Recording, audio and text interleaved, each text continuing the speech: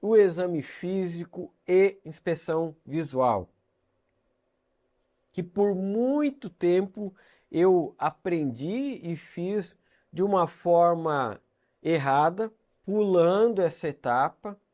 E eu considero essa etapa do exame físico e visual uma das mais importantes.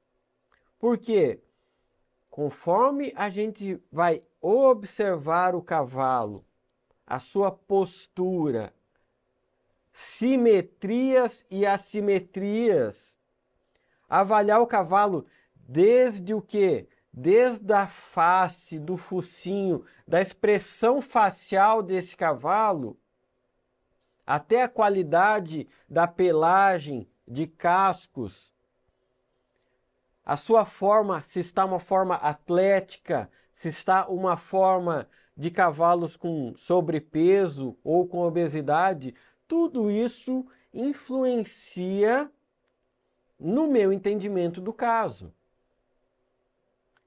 E é impossível, hoje em dia, quando a gente fala em cavalo, em claudicação, não abordar a alta prevalência que estamos tendo em todo o Brasil de claudicações relacionadas à disfunção de insulina, a síndrome metabólica, a cavalos que talvez tenham sobrepeso ou obesidade, ou talvez não tenham essas características, mas que têm disfunção de insulina, e isso de várias formas de mecanismo de ação acaba comprometendo, fazendo o cavalo ficar com laminite, com claudicação ou com alterações osteoarticulares. Então, a gente precisa entender o cavalo. E esse exame físico e inspeção visual começa exatamente no primeiro momento entendendo o cavalo como um todo e depois focando em avaliar cascos, articulações, musculaturas. Entendendo isso aqui, ó, eu vou buscar atrofias, efusões, aumento de volumes, posição antiálgica. O que é uma posição antiálgica? Normalmente, se o cavalo tem uma claudicação de moderada a severa, ele tende a descansar o membro que está com muita dor. Nos casos de membros torácicos, ele vai colocar a mão lá para frente descansando. No caso de membros pélvicos, esse cavalo vai ficar muito tempo descansando esse pé. Só que aí, óbvio, você precisa entender o cavalo, ver se aquilo não é a posição normal dele. O que é muito comum, o mais comum é a gente ver essa posição antiálgica muito mais clara em claudicações de membro torácico, pois o cavalo, você posiciona o cavalo, dá alguns segundos, o cavalo coloca a mão lá na frente, descansando essa mão. Gosto muito, nem sempre é possível. Mas sempre que eu consigo, eu cheguei na propriedade para examinar o cavalo, antes de pedir para puxar o cavalo para eu ver, eu peço para ir ver a cocheira do cavalo. Porque lá na cocheira eu vou ver o ambiente que o cavalo está, que passa, hoje em dia, a gente sabe que os cavalos ficam uma grande parte do tempo confinados na cocheira, então tem algumas características, tem muitos cavalos, cavalo de salto faz muito isso, tem dor, em membro torácico tende a pegar a serragem ou a cama da cocheira e fazer como se fosse um montinho para descansar essa mão, para aliviar um pouco essa dor que ele está sentindo. Então, quando é possível, eu parto e vou lá para a cocheira observar o ambiente do cavalo. E a etapa que eu diria ponto de partida da inspeção física e visual não é nem sair palpando o cavalo como um todo, mas o ponto de partida e aquilo que eu falei, que a gente precisa ter o que a gente fala aqui na nossa metodologia, os 7 passos, você precisa ter no momento que chegou na frente do cavalo, durante a inspeção visual, enquanto você observa o cavalo, é você fazer um início, meio e fim. E recomendo fortemente você iniciar a avaliação do cavalo pela inspeção visual dos cascos. Por quê? Nessa avaliação clínica do casco, primeiro ponto, você vai avaliar o eixo podofalângico, que é o equilíbrio entre a relação dos talões, dos ombros e da pinça do cavalo, visto na posição lateral e na posição dorso palmar ou dorso plantar, ou seja, vendo o equilíbrio médio-lateral desses cascos, vendo a qualidade dos cascos, a qualidade do ferrajamento, observando e sentindo se tem pulso digital, se tem calor nos cascos, avaliar a banda coronária, se está equilibrada, se não está. Tudo isso é um passo a passo que eu recomendo fortemente vocês começarem antes de ver o cavalo andando, trotando, sendo montado, que é o que a gente vai ver nas próximas etapas do exame dinâmico, é realmente investir tempo nessa avaliação, inspeção física visual. E que é normalmente nesse momento da inspeção física visual que o quê? Enquanto eu estou lá observando o cavalo, observando os cascos, sentindo o pulso, observando a expressão do cavalo, eu estou lá conversando com o proprietário ou com o treinador, repetindo, refazendo ou fazendo novas perguntas relacionadas ao quê? Ao histórico e à anamnese desse cavalo. Que são aquelas perguntas lá, há quanto tempo começou a mancar? Já tinha sentido antes? Qual a resposta anti-inflamatória? Já foi feito algum tratamento? Algum veterinário já atendeu esse cavalo? É a primeira vez que esse cavalo manca? E assim por diante, porque aí, enquanto eu vou ali observando o cavalo, sentindo os cascos, observando tudo que é possível, inclusive observando o ambiente que o cavalo vive e treina, eu vou repetindo aquelas perguntas do histórico e da anamnese. Faça isso. Não pule essa etapa. Etapa essencial, porque aí, depois que enquanto eu vou observando, eu vou refinando o meu olho. E por muito tempo, quando eu não fiz isso de investir tempo nessa inspeção visual, onde simplesmente o meu exame de claudicação no passado, meu tempo que eu comecei a aprender claudicação era simplesmente ver o cavalo trotando, bloquear o cavalo, fazer raio-x ou ultrassom, passava muitas coisas. E aí eu não compreendia as peças do quebra-cabeça. Eu não compreendia a biomecânica do cavalo. Eu não compreendia essa relação da anatomia, padrão de lesão, biomecânica, e isso lá no final nos deixa um tratamento que nem sempre vai ser um tratamento efetivo, eficaz. Então, dentre muitos achados no exame clínico, na inspeção visual, eu vou passar alguns aqui para vocês que certamente são aí os que vocês vão ver com mais frequência ou que eu vou comentar para vocês prestarem atenção. E falando aqui, ó, de membros posteriores, uma das avaliações na inspeção visual que é mais frequente, especialmente cavalos que têm já histórico de claudicação já há algumas semanas ou meses, é atrofia da musculatura da garupa, especialmente a atrofia do músculo glúteo médio. Também pode de região de semitendinoso, semimembranoso, sim, claro, com certeza, mas o mais comum é a atrofia por desuso, onde simplesmente o cavalo está com dor, vai apoiar menos, vai tentar utilizar menos aquele membro e vai ter uma atrofia por desuso. E nesse caso aqui, ó, observem, esse é um caso interessante onde cavalo aqui, ó, bem apoiado, a gente vê essa atrofia da musculatura do glúteo médio e a gente vê, foque aqui, ó, no túber sacral esquerdo. A tuberosidade sacral esquerda está mais elevada. E o que a gente começa a refletir já na avaliação visual? Eu não vou ficar mostrando, explicando cada caso aqui dessa inspeção visual, mas esse é um caso interessante porque vou contar o histórico desse cavalo para vocês.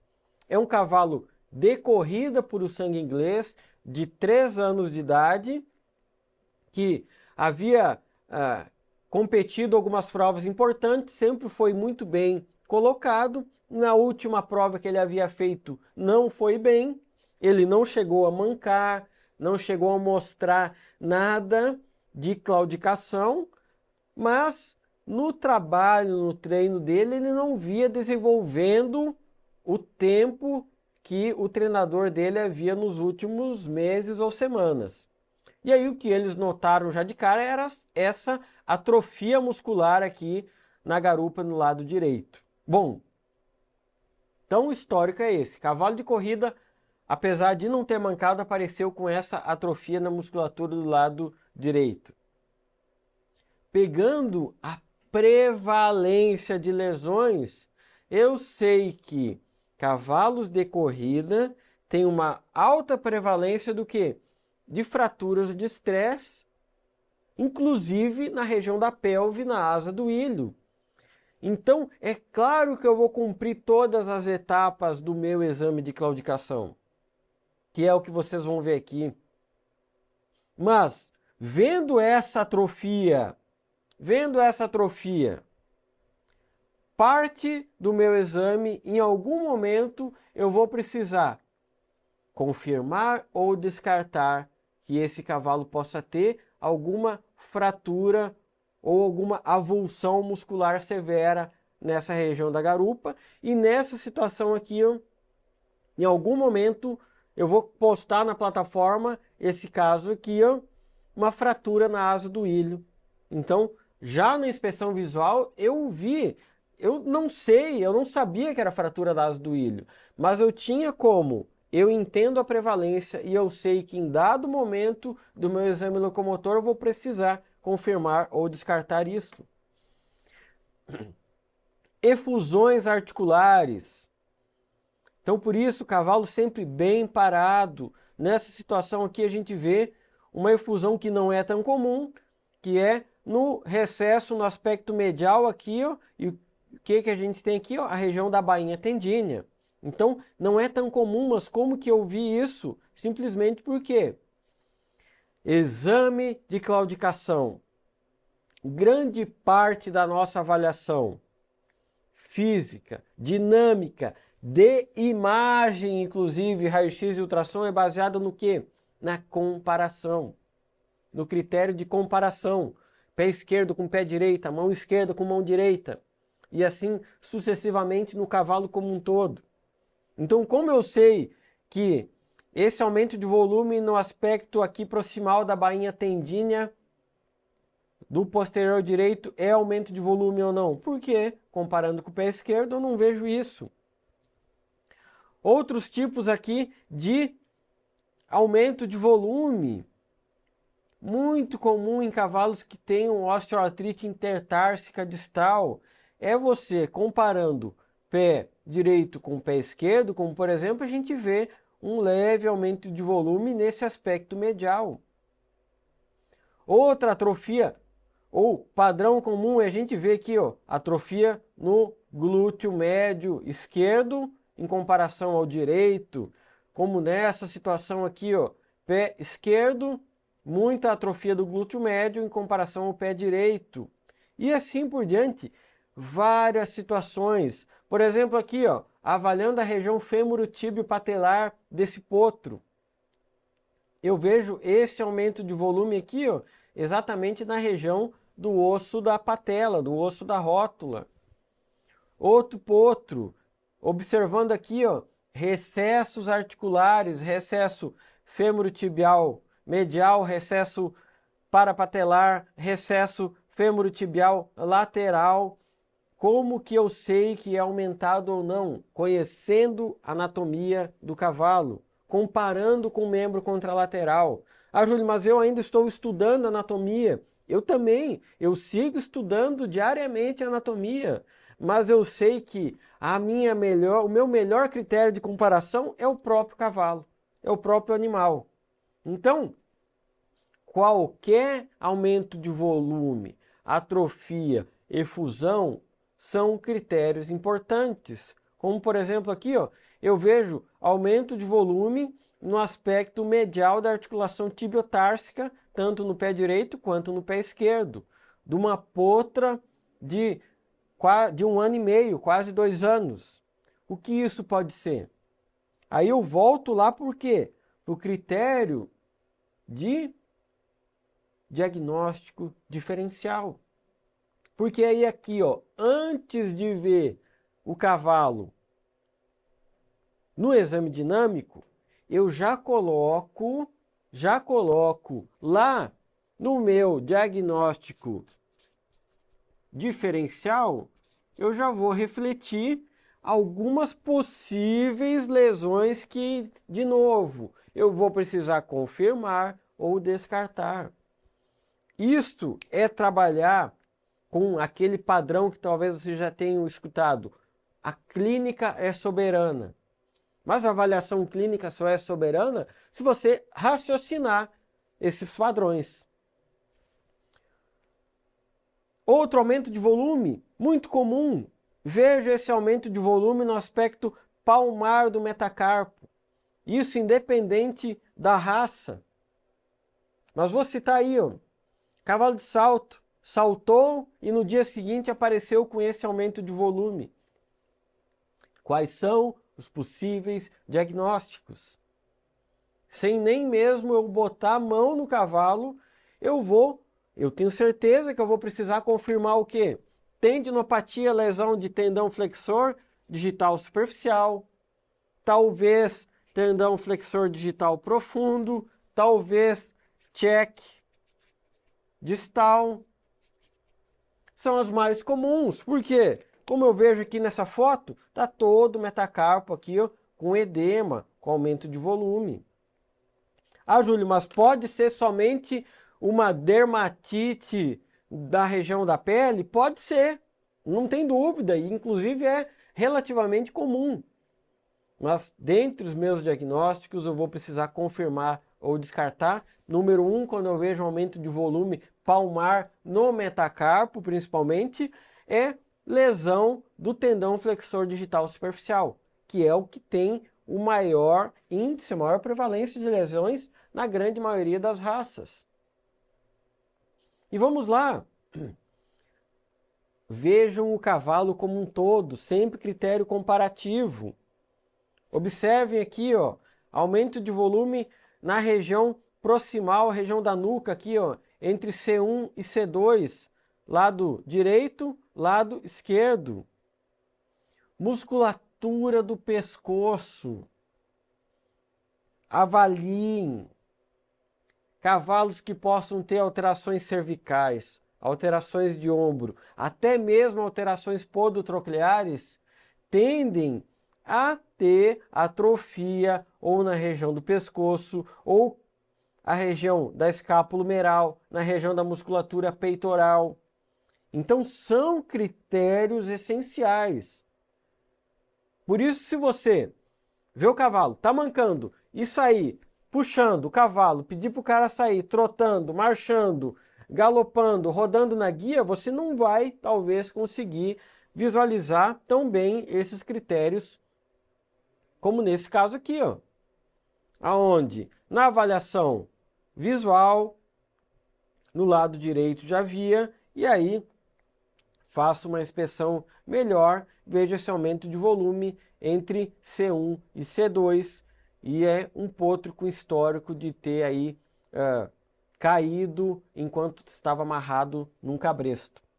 Então vejam só, a avaliação visual é critério-chave para as próximas etapas. E nas próximas etapas do exame que a gente vai ver agora, nada melhor do que a gente estudar como um caso clínico. Então vou mostrar um caso clínico da vida real para mostrar para vocês aqui, ó, como a gente faz o exame e o diagnóstico de um caso de claudicação.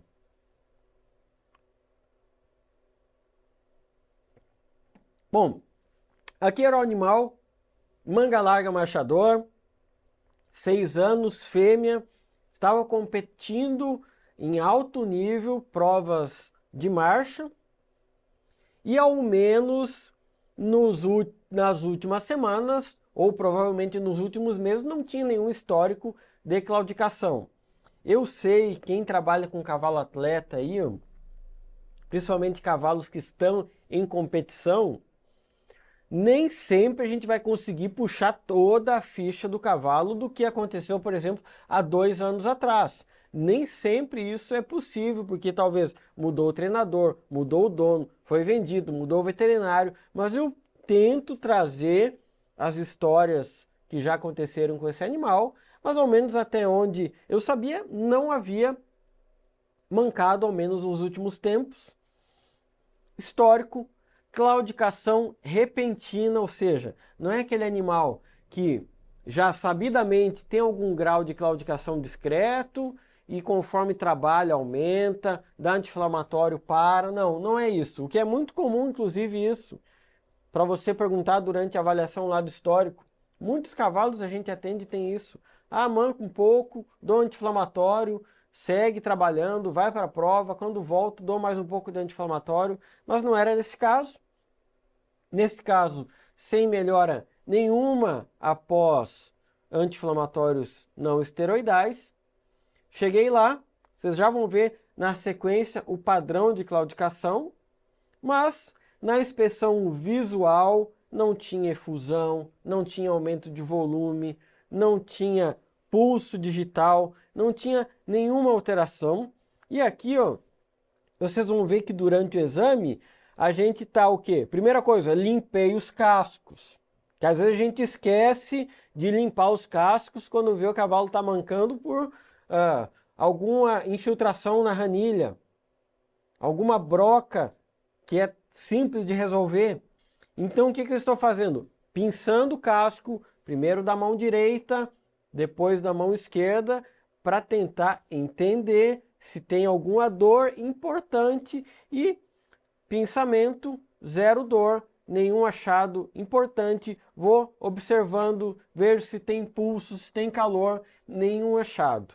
E agora vocês observem, baseado no histórico que eu comentei, nesses primeiros achados aí do exame físico, inspeção visual que eu comentei, cascos bons, sem nenhuma alteração, sem pulso, a égua como um todo, sem nenhum aumento de volume, efusão articular, nada que no primeiro momento ao menos chamasse atenção.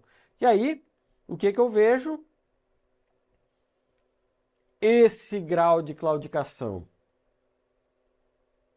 Vocês podem observar aí, ó, esse grau de claudicação severo. Mão esquerda no chão eleva muito a cabeça. Mão esquerda no chão eleva muito a cabeça.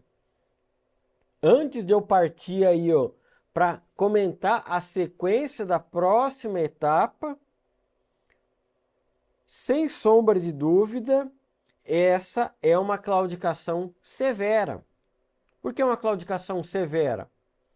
A gente tem vários critérios de como identificar, ou na verdade, como graduar a claudicação, onde a escala mais clássica é a escala da AAP, Associação dos Veterinários e Práticos de Cavalo dos Estados Unidos, que essa claudicação é graduada de 1 a 5, onde o número 5, o cavalo não apoia o membro no chão, o número 4 é a claudicação já visível ao passo, o número 3 é visível de forma clara, trotando em linha reta, o grau 2 é visível talvez somente rodando na guia em círculos, e o número 1 é uma claudicação muito discreta, talvez de forma intermitente.